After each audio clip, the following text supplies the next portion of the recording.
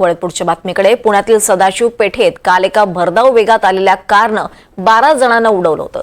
या प्रकरणी या गाडीचा चालक जयराम मुळे दारूच्या नशेत होता हे वैद्यकीय तपासणीनंतर स्पष्ट झालंय। त्याला अटक करण्यात आली आहे। त्याच्यावर विश्रामबाग पोलीस ठाण्यात गुन्हा दाखल करण्यात आलाय। आरोपीला आज कोर्टात हजर केलं जाईल। त्यातले 2 जण स्पर्धा परीक्षा देणारे उमेदवार आहेत। एकूण घटनेचा आढावा घेतलाय आमच्या प्रतिनिधी रेवती हिंगवे यांनी। पुणे शहरातील सदाशिव पेठ परिसरामध्ये काल एक भीषण अपघात झाला, जिकडे एका वेगवान गाडीने 12 जणांच्या अंगावरती गाडी घातली।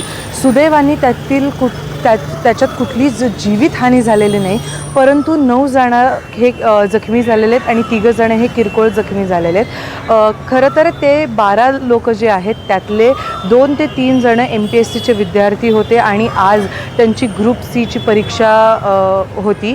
प्राथमिक माहिती खरं तर अशी आहे की ते आत्ता पेपर द्यायला गेलेले आहेत, परंतु काल जी काही घटना घडली त्यानंतर एक जो मुलगा आहे ज्याची लिगामेंट तुटली त्याला पेपर देणं खरंच शक्य आहे की नाही हे अजूनही स्पष्ट झालेलं नाही आहे। काल 5:30च्या सुमारास संध्याकाळी 5:30च्या सुमारास भावे हायस्कूलजवळ असलेल्या एका चहाच्या टपरीवरती 12 जण तिथे चहा पीत होते आणि अचानक एक गाडीवाला जोरात आला आणि त्यानंतर त्यांच्या अंगावरती गाडी घातली आणि पोलिसांनी तिथे दाखल होत घटनास्थळी दाखल होत त्या सगळ्यांना रुग्णालयात तातडीने दाखल केलं होतं।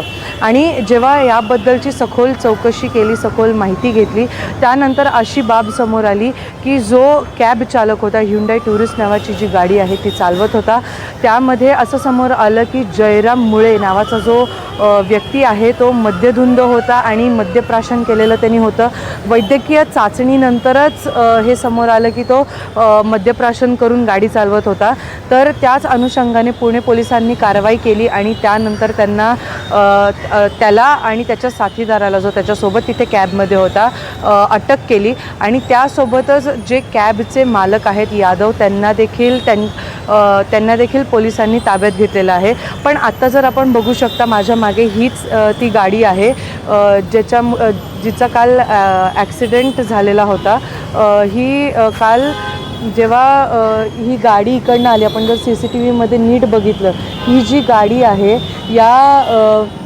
या गाडीमधनं तो जोरात आला आणि त्यानंतर तिकडे जर चहावरती सगळे लोक होते चहाच्या टपरीवरती, तिकडे त्यांना या गाडीला त्यांनी धडक दिली, या गाडीने त्यांना धडक दिली आणि तिकडे त्यांना काही जणांना किरकोळ जखम झाली तर काही जणांना थोडंसं जास्त लागलेलं आहे, एकाची लिगामेंट तुटलेली आहे।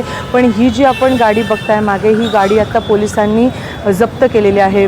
खरं तर माझा प्रश्न आता इथे असा आहे की जेव्हा पोलिसांची गस्त वाढवली, पोलिसांचा बंदोबस्त वाढवला आहे, तरी देखील अजूनही ड्रिंक अँड ड्राईव्हचे केसेस पुणे शहरात का वाढतात?